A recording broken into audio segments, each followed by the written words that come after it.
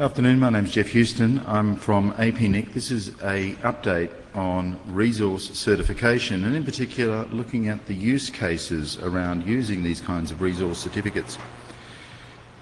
Most of you come from an operations background, and I'm sure you've seen this kind of email. This is one that came from my deep and dark archives when I worked in the telco. In Australia, when anyone ever calls you mate, watch out, because they want something from you and they want it bad. So when you see something like Jeff mate, then you're in deep trouble. And certainly this kind of mail message is not unfamiliar to most of you, where they complain about the front of house, they say they're getting absolutely nowhere, things need to happen in seconds flat, they tell you at the end of the day, and all you want to do is go home. And of course, the immediate reaction of servicing their demand, because after all you're trying to do the right thing, is that you get trouble tickets. And this kind of trouble ticket is probably one you've also seen, where as a result of doing the right thing, or so you thought for someone else has just been cut off, because it really wasn't a clean route that you actually just put straight in. That's okay, but you work for a telco. And telcos, of course, have legal departments, so all of a sudden up comes the first thing next morning in your mailbox. Endless phone calls are about to become your life for the next week as you try and resolve what you thought was quite an innocent idea of trying to help someone. So, you know, I'm sure you've all been there, and I've certainly lived that life once or twice as well, and it's unpleasant. You know, in looking back, I kind of think, well, gee whiz, it would have been nice to have figured out who was lying there, because if I could have figured that out, I wouldn't have got into this problem anyway. And one way of doing that is to actually say to someone, well, you know, can you demonstrate that it's your address, really, truly, really?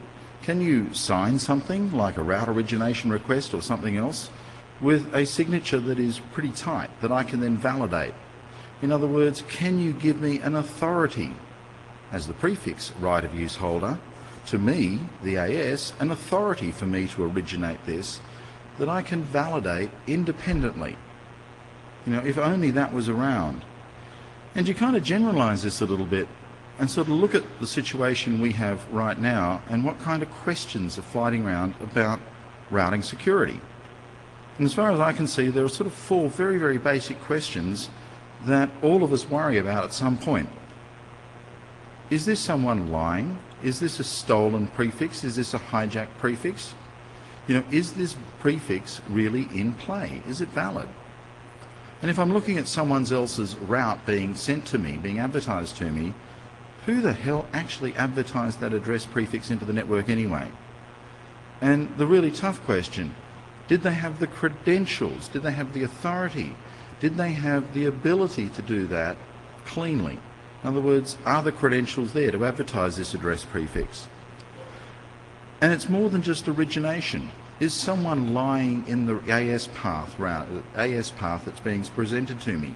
Is that path authentic? Those are very, very tough questions.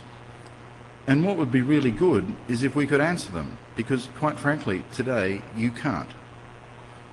All these kinds of route registries and so on do not give you authoritative answers. They give you best efforts.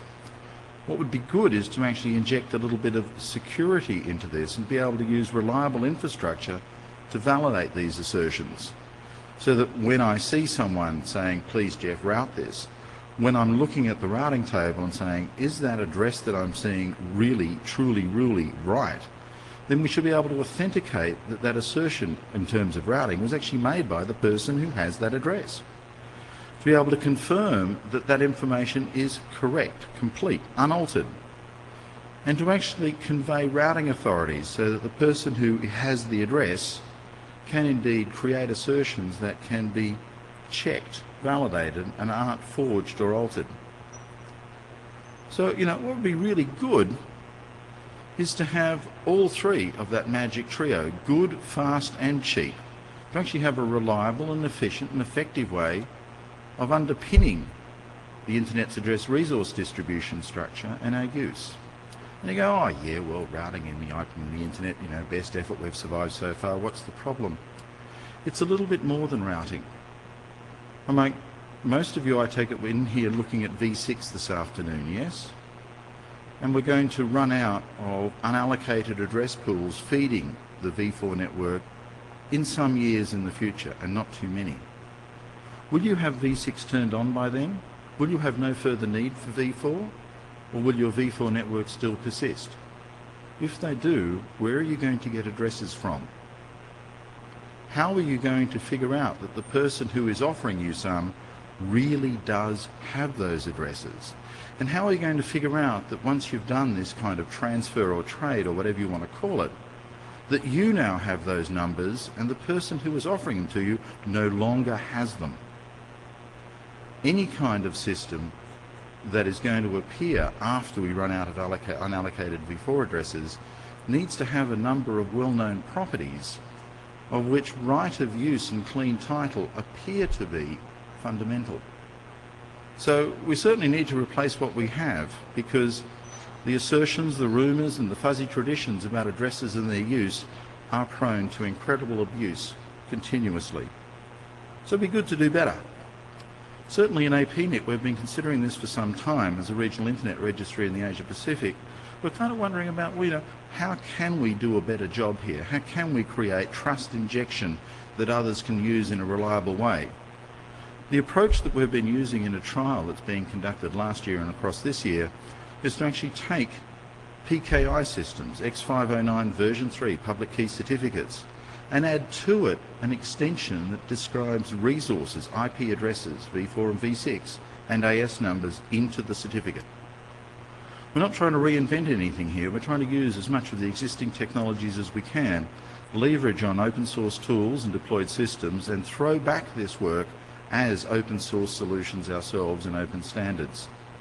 The approach we're using is actually based around an open source toolkit already, OpenSSL, and one of the early pieces of work is to add into that support for this resource extension describing IP addresses in certificates, and a huge amount of work on designing a certification framework. So you end up with a certificate which is subtly different from traditional X509 certificates. It's not that I'm trying to certify that my name's Jeff, or even my role is, this particular role. So it's not a role or an identity certificate. It's something subtly different. It's a right of use certificate. The issuer is certifying that the subject, whoever they may be, whose public key is contained in this certificate, is the current controller. I'm carefully skating around the word owner here. The current controller of a collection of IP addresses and AS resources that are listed in the certificate itself. And the issuer signs across that entire assertion. So how does it work? What does it look like?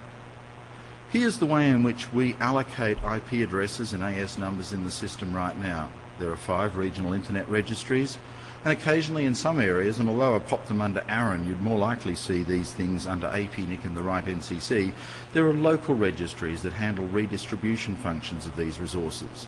And down the bottom are various forms of service providers and users who actually are the recipients of those allocations. So just note, some of those chains may be indirect. Not everyone is tightly tied to a particular RIR. So what would the certificate do? It would just simply mirror and match the allocation actions. So that if LIR1 has a certificate, it would just simply say what holdings they have from ARIN. So here is one. ARIN would issue a certificate that says the subject is that LIR, LIR2, and the resources happen to be these ones, 192.2.0/16. The key information is the public key of the subject, and it's signed with the private key of ARIN. If you go down one step further, that LIR might themselves issue a certificate saying, I gave a /24 to that ISP. Exactly the same type of certificate, but now the issuer is the LIR, the subject is the ISP. And it's a more specific that's actually been certified in that allocation action. The ISP itself might issue a self-signed certificate. It's an end entity certificate, and it describes some resources. It's actually signed with a new public key and signed with its old private key. Why would you do this? Well, maybe what you'd like to do is to say something quite definitive. That me, ISP4, permits some AS 65,000 to originate a route for my prefix, 192.2.200/24. In other words, here's an authority being made publicly that if you see AS65000 originating that prefix, the prefix owner actually said that's a good thing to happen. So how do you make that a bit more robust? You might attach onto that route origination a copy of the certificate, the end entity certificate you used, and you would sign it with its private key. Well and good. How would you use that? If you send it to me, if I see it in the routing system, if I see that somewhere, can I validate that? So the first thing I try and do is figure out, did the matching private key of that end entity certificate sign this text? Not any other text, this text, unaltered. And I can check that. Is that certificate actually valid? Do the dates match? Is it cryptographically correct? Do all the fields actually conform to a resource certificate? Is the certificate good? So far so good, but then there's the next thing. Is it truly valid? Can I find a trust anchor of my choosing, because I'm the relying party here? Can I find a trust anchor of my choosing and a sequence of issuer subject certificates that go all the way down to that end entity certificate? Is there a valid certificate path from a trust anchor I choose down to that certificate? Do all the dates match? Is all the cryptography working? If so, then I can say something very, very strong. I can say that it really was ISP4 that authorised that authority. I can say that it's a valid address that was duly allocated. This is not a hijack. I can even say that ISP4 owns a right of use for that prefix. And I can say that whenever I see a route object of that AS originating that prefix, then it contains, or it's done with, the explicit authority of that ISP, who's the current holder. That's a very, very strong statement, and certainly one that you are not used to in the routing environment we have today. So, what can you do with these kinds of resource certificates? If you are allocating addresses further down the food chain, you can issue subordinate certificates, so that when you allocate, you would issue a certificate to match that allocation. And every certificate you issue, you would store in your local repository, so you'd maintain a certificate collection that matches what you've allocated. You can sign things, and that's very important, because what you're really saying is, I'm doing this with the authority of that prefix or that AS number, so that now I can actually attach some authority to some of these objects that are floating around by effectively showing my certificate, my validity path, and signing it with a private key that says it really was me. And of course you can validate things. Other people can look at this and say, is this real? Did it happen? Does that resource holder really have that thing? Did they really do it, or are they lying their head off? Is this a hijack, or is it real? Is it valid today? Do I have the permission here and now? Those are much stronger statements that you're able to make if you can validate something than you'd otherwise be able to do. What would it look like? It would actually look a little bit like DNSSEC, I suspect, although it doesn't have quite some of the features or failings of DNSSEC, which I'd regard as a good thing. Here is a subtly altered object that you might see as a result of a whois query. It's got the usual stuff, the route set, the description, and so on and so forth, but there are two fields added. One is a URL pointing to the certificate that was used to sign this, and the second is a PKCS7 signature block, which is a signature over not only the external part but also the URL that says this certificate, this object has been signed. And if you looked up the matching certificate, note those members there, the IP addresses 58.160 and 203. The matching certificate, which you can validate, contains those same sets of resources, so that now you can actually say that the resource right of use owner, the resource holder, signed that object. Whether you believe it or not is now an interesting issue, because now you actually know it was done with the authority of the end user, the holder of those resources. Not everyone wants to run full-blown certificate authorities. Not everyone wants to fight their way through some of the intricacies of managing certificates in X509. Indeed, if you look on the literature and do a basic Google search, PKIs are dead is a very common thing. Using PKIs is not natural, and certainly Strong security is not often cheap. How can we make this easier? How can we actually get the good, fast and cheap out of this model? Certainly as part of this trial, we're looking at, can we do this via portal-based mechanisms and actually allow you to outsource a huge amount of the certification work that you would otherwise need to do? How can we create portals that simply generate and sign objects? How can we actually use such portals, if you're willing to trust them, to actually validate these signed objects? How can we manage all that subordinate certificate issue? And if you don't want to trust someone else, and maybe that's a very good thing, and maybe it's your business in not trusting other people, fair enough. What local tools can we put out that would allow you to do that yourself? To manage your own repositories, to manage your own validation caches, to be able to sign things and to be able to lodge certificates. All of that work is encompassed in the trial we're actually putting forward right now. Where are we? We've done a fair way. Certainly the specification of the profile of these certificates, we're pretty confident has been done now. And we're now actually generating test certificate repositories which are aligned with real-world data, aligned with the actual allocations that the RIRs have performed, and even the allocations that some of the intermediaries in the APNIC world national internet registries have performed. We certainly have built a number of tools for registration authority, certificate authority interaction, and that work has actually been done by the folk at the RIPE NCC in Europe, and also generated some tools that perform validation of these. Certainly more to go, and we are completing the work around extensions to OpenSSL. That's open source developmental work supported by Aaron, and Randy Bush will talk about that. Also those tools for certificate management, certification management and operation service profile are also underway. Next steps. We'd certainly like to complete most of this trial by the end of this year.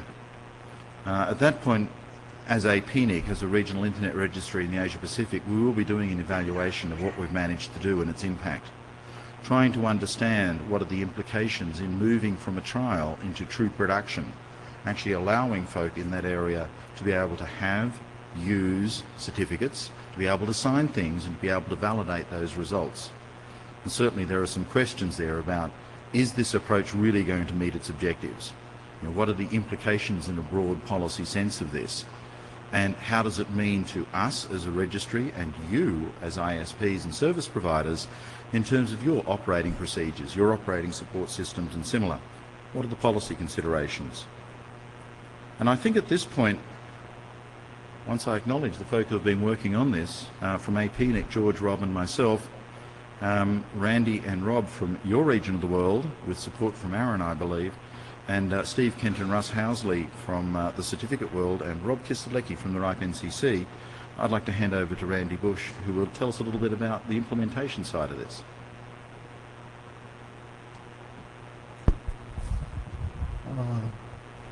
Could you back up 3 foils? As usual, when letting Jeff talk first, he covers just about everything I want to say. Pretty quick, that currently, if you'll have noticed, the real work is being done by a conspiracy of Robs, one from each region. And so we're robbing Peter, and the only Paul we've got is from APNIC. So all the money's going there. So the 3779 specifies extensions to X599 certs to describe IP address ranges and AS numbers. In other words, let certs say this set of resources are a signed object. Okay, that's an extension to OpenSSL.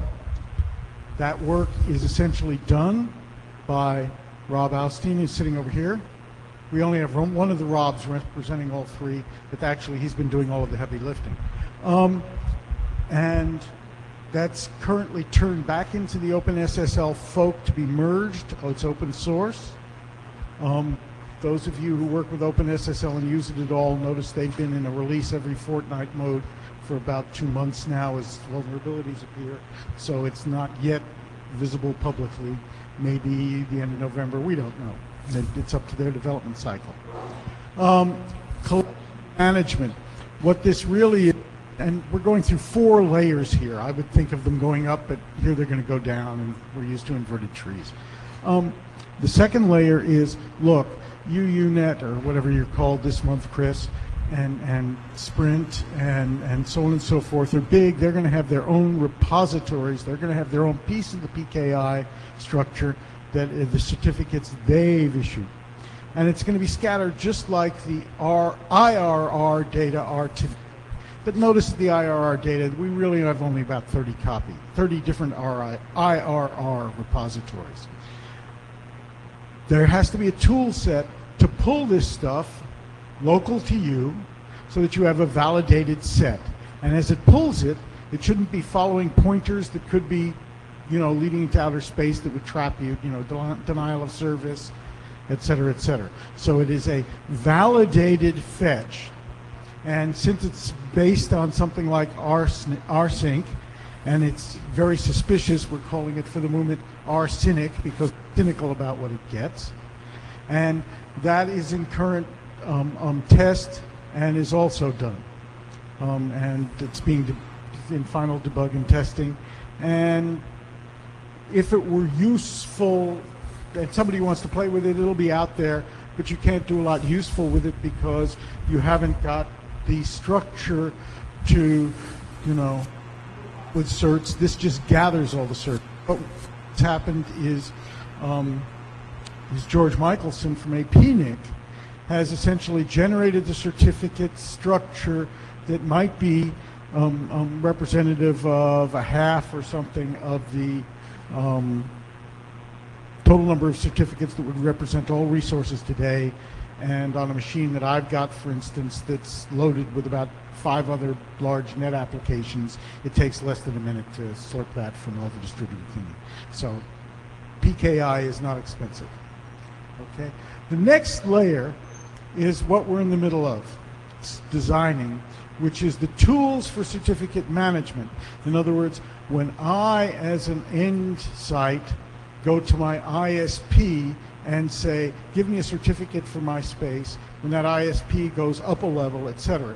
So it's kind of a parent-child relationship, and what are the transactions? And those transactions are currently envisaged to be a small message passing system with only about a half a dozen primitives and with very simple XML wrappers. Okay? Then the last is operational service profile, the web interfaces that different people will have, etc. But note that if we have these 3 formally specified and and provided across all the entities, that everybody is interoperable. For once, you will be able to do something in the RIPE region and in the ARIN region, and it will interoperate. Luckily, you're all sitting down because this is an exceedingly shocking thing if you've been around very long. Okay, and RIPE, and as Jeff has pointed out, RIPE, APNIC, and ARIN have been co-conspiring at a very low level, just actually working engineers instead of large meetings and task forces to achieve this. And it is done with consent of consenting adults from each one too. But in the meantime, we're having a grand time. And the other 2 registries are very cognizant of this also, AFRINIC and BLACKNIC. And so essentially, as Jeff says, you're looking at, next year, you're going to be able to play with this usefully. And this removes one of the 2 big obstacles for your routers being able to formally, cryptographically validate routing. But the routing vendors are going to do this probably after I've retired. Unless we're all in the Wall Street Journal some Wednesday afternoon next year, which probably will happen, unfortunately, before I retire. But it will be useful to you in the meantime. The first thing is, as Jeff pointed out well, when a customer comes to you in his first foil and says, hey, fix it up quickly, could you please route 192.192.192/24 for me? you can say, show me that you actually have the right to ask me that question in a formal, cryptographically verifiable sense. Okay? In the same sense of looking up something in Whois today, you will be able to look it up formally. Okay? The next step is, those of us who tend to build routing filter lists for our routers from the IRR data, will be able to validate those data as we're fetching them against certificates in two ways. Number one is you can just say who's saying they have this and look up the certificate, but the other is, as Jeff pointed out in one of his foils, those IRR data can be signed with these certificates. In other words, when you say in the IRR, here is prefix 1472800, you can sign that with the certificate that represents the resource 1472800. Okay? So that stuff you can incrementally add to your operational structure that'll give you significant benefit today. End. Questions?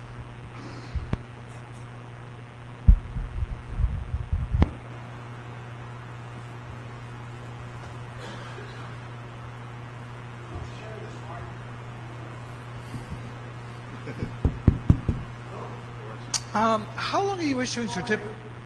I'm Russell Young from Carnegie Mellon University. How long do you intend to issue certificates for, and are you using certificate revocation lists and have plans for distributing those also? Every issuer by ob definito will have a certificate revocation list associated with the certificates which it issues. You're talking about a matter of policy. I wouldn't issue a certificate no matter how much you paid me. You can come to the ARIN meeting for the rest of this week and discuss how that policy might be in the ARIN region. The guess is, and this is in no way binding on the registries, is that they will issue a certificate whose lifetime is that of your contract with them. Your contracts with at least the two registries of which I play seriously, by the way, Jeff accused me of being from this region, I'm really work for a Japanese company, is 1 year. This means that the length of the CRL is actually not likely to be very bad, which I think was the underlying question towards which you were heading.